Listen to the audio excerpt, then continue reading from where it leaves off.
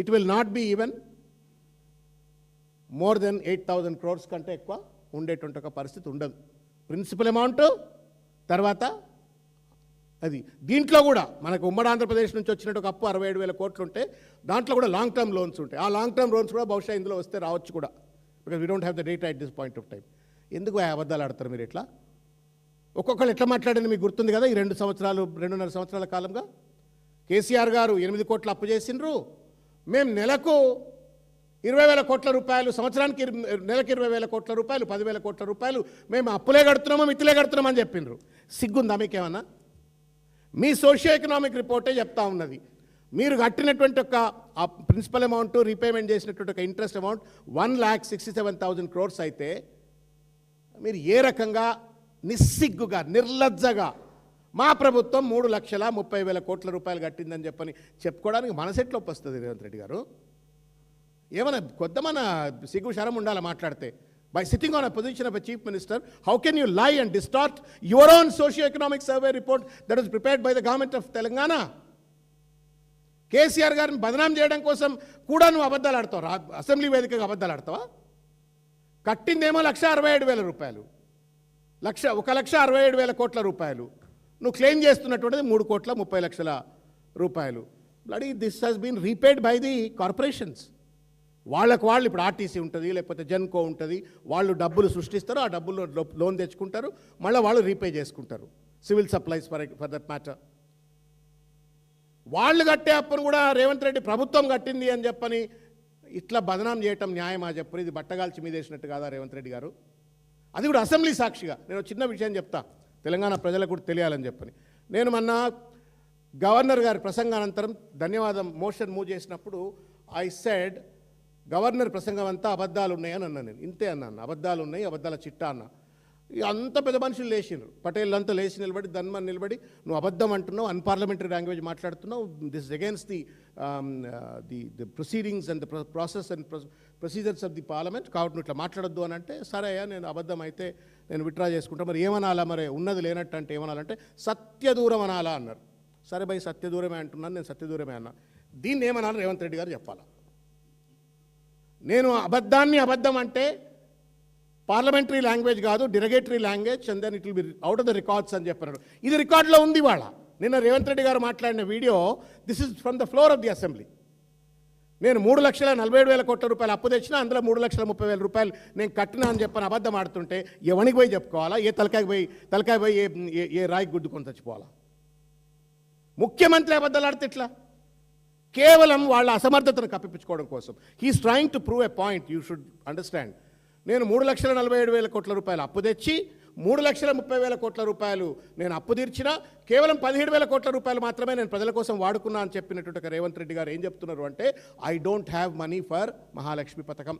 మా అమ్మలకు నేను 2,500 రూపాయలు ఇచ్చే మహాలక్ష్మి పథకానికి కానీ, నిరుద్యోగులకు 4,000 రూపాయలు ఇచ్చే ఒక పథకాలకు కానీ, లేకపోతే పెన్షన్లు 4,000 రూపాయలు ఇవ్వడానికి కానీ, మొత్తం గ్యారంటీలు అమలు చేయడానికి కానీ, లేకపోతే 420 వాగ్దానాలు అమలు చేయడానికి కానీ నాకు చేత కాదు అని చెప్పడానికి మనసొప్పక తప్పుడు లెక్కలతో ఇవాళ అసెంబ్లీని, ప్రజలను తప్పుదోవ పట్టిస్తూ ఉన్న రేవంత్ రెడ్డిని ఏం చేయాలనో మీరే ఆలోచించండి.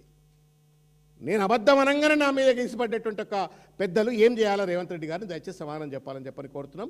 ఈ అంశాలన్నీ తప్పనిసరిగా అసెంబ్లీలో రైజ్ చేస్తాం, మాట్లాడతాం. But I wanted media friends, media మిత్రులు దయచేసి, ఇక్కడ కొద్దిమంది ఉన్నారు, ఇంకా కొంతమంది రాకపోవచ్చు. మీడియా మిత్రులు, ప్రజలను నయవంచనకు గురి చేస్తూ ఉన్నాడు పచ్చి అబద్ధాలతో రేవంత్ రెడ్డి గారు. మోసం చేస్తూ ఉన్నారు. బడ్జెట్ను ఫండ్ చేసే సన్నాసులు ఇంకెవరు ఉంటారా చెప్పండి? And chief minister himself is lying. కేవలం కేసీఆర్ గారిపై బట్టగాలు చేయాలా, తన అసమర్థతను కప్పిపుచ్చుకోవాలా? దయచేసి ప్రజలకు చెప్పాలా, ఇది మోసపూరితమైన బడ్జెట్, అబద్ధాల బడ్జెట్, ప్రజలను మోసం చేస్తున్న బడ్జెట్. అందుకే కేటీఆర్ గారు, మా నాయకులు 6 గ్యారంటీస్ పైన బిల్లును ప్రవేశపెట్టబోతున్నారు, ప్రైవేట్ బిల్లును. మొత్తం తెలంగాణ సమాజం కానీ, తెలంగాణలో ఉన్నటువంటి శాసన సభ్యులు కానీ, శాసన మండలి సభ్యులు కానీ అందరూ కూడా దయచేసి ఈ బిల్లుకు మద్దతు తెలపాలని చెప్పని కోరుకుంటున్నాం. రాజకీయాలకు అతీతంగా అబద్ధాలాడి దొడ్డిదారిని తప్పించుకుంటున్నటువంటి ఒక సందట్లే సడేమియాగా వ్యవహరిస్తున్నటువంటి ఒక రేవంత్ రెడ్డి గారి ప్రభుత్వాన్ని నిలదీయవలసిన అవకాశం ఉంది, పెద్ద అవకాశం, ఇది అవసరం కూడా ఉంది. కాబట్టి కేటీఆర్ గారు ప్రవేశపెట్టేటువంటి బిల్లుకు పెద్ద ఎత్తున మద్దతు తెలపాలా. అందరూ కూడా రాజకీయాలకు అతీతంగా, పార్టీలకు అతీతంగా దీనికి మద్దతు తెలపాలని చెప్పని నేను కోరుకుంటా ఉన్నాను. ఇకపోతే ఇంకొక విషయం అంటే బీయింగ్ అనే అకాడమిక్స్ నుంచి వచ్చిన వాళ్ళం కాబట్టి ఈ వేదికపై ఉన్నటువంటి వాళ్ళు కూడా మా సోదరుడు పెద్ద విద్యార్థి నాయకుడు, తర్వాత తాను స్వామి గారు కూడా విద్యార్థి నాయకుడు, వాసు వీళ్ళంతా కాబట్టి నేను ఒక చిన్న విషయాన్ని నేను మీ దృష్టికి తీసుకొచ్చే ప్రయత్నం చేస్తా. How these guys are neglecting the education sector అనే ఒక విషయాన్ని కూడా చెప్తాను నేను. 25-26లో 23,108 కోట్ల రూపాయలు 7.55% దే అలొకేటెడ్ ఫర్ ఎడ్యుకేషన్. 26-27కి వస్తప్పటికీ 8.23%గా అది 26,674 కోట్ల రూపాయలు వెరచి అది 3,566 కోట్లు మాత్రమే పెరిగినట్టుగా కనబడతా ఉంది, which is far below than the national average. Far below. Congress ఏం వాగ్దానం చేసింది రేవంత్ రెడ్డి? 15% నేను ఎడ్యుకేషన్కు అలొకేట్ చేస్తా అని చెప్పి మాట్లాడిండు. ఇవాళ యంగ్ ఇండియా స్కూల్స్ అంటున్నావు, స్కిల్ యూనివర్సిటీస్ అంటున్నావు, అడ్డమైనటువంటి ఒక మాటలన్నీ మాట్లాడుతున్నావు. బట్ పిండి కొద్ది రొట్టె అవుతుంది. మరి where is the money for all these projects that you are talking about? ఇది మోసం, నయవంచన. తర్వాత ఎడ్యుకేషన్ కమిషన్ మురళి గారు ఇవన్నీ మాట్లాడాలి. మరి ఇప్పుడు ఆయన ఇంతవరకు మాట్లాడుతున్నట్టు కనబడతలేదు ఎక్కడ. ఎడ్యుకేషన్ కమిషన్, ఆయన విద్యా కమిషన్ మురళి గారు సభ్యులు దయచేసి లేచి నిలబడండి, కొంచెం మాట్లాడండి. మీ రికమెండేషన్ 18%, ఆయన ఇచ్చింది మీకు 8%. Should you not at least protest Murali గారు? అడగరా మీరు కనీసం ప్రజల పక్షాన, కమిషన్ పక్షాన ఏమయ్యా మేము అడిగింది ఏంది, నువ్వు ఇస్తుంది ఏందని చెప్పని? అదేవిధంగా స్కూల్ ఎడ్యుకేషన్కు కూడా 25-26లో 19,321 కోట్ల రూపాయలు అలొకేట్ చేస్తే 26-27కు 20,000 కోట్ల 873 కోట్ల రూపాయలు ఇచ్చినారు. ఇంక్రీజ్ కేవలం 1,552 కోట్ల రూపాయలు.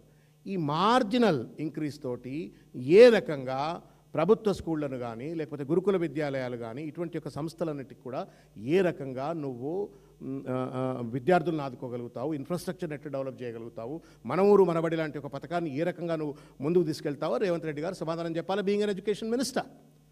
తెలంగాణ పబ్లిక్ స్కూల్స్ ఇవాళ వాటికే దాదాపు ఒక 3,000 కోట్ల రూపాయలు కావాలని చెప్పని ఒక అంచనా. 15 కోట్ల రూపాయలు ప్రతి స్కూల్ లెక్కన దాదాపు 200 స్కూల్స్ ఏదో పెడతా అన్నారు కదా ఆయన.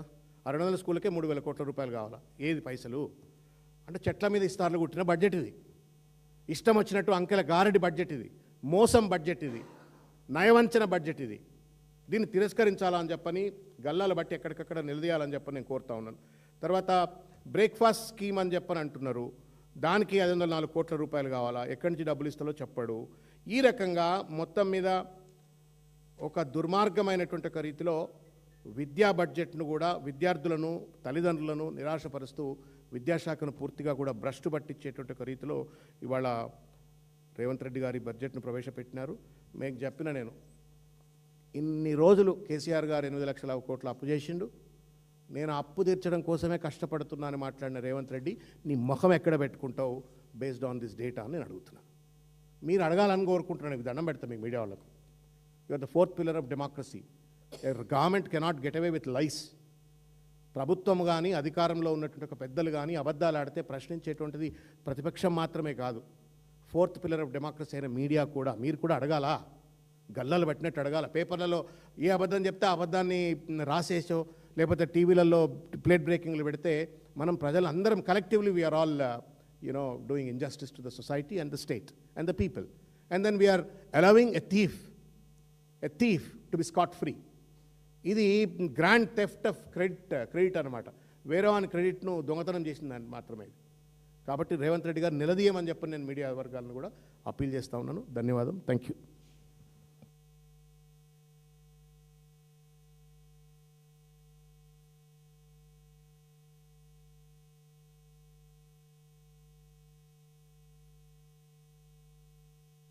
ఈరోజు ప్రస్తుతం కొనసాగుతున్నటువంటి ఒక బడ్జెట్ సమావేశాలలో రాష్ట్ర ప్రభుత్వం రేవంత్ రెడ్డి గారి నేతృత్వంలో ప్రజలను ఏ రకంగా తప్పుదోవ పట్టిస్తూ ఉన్నారు, ప్రజలకు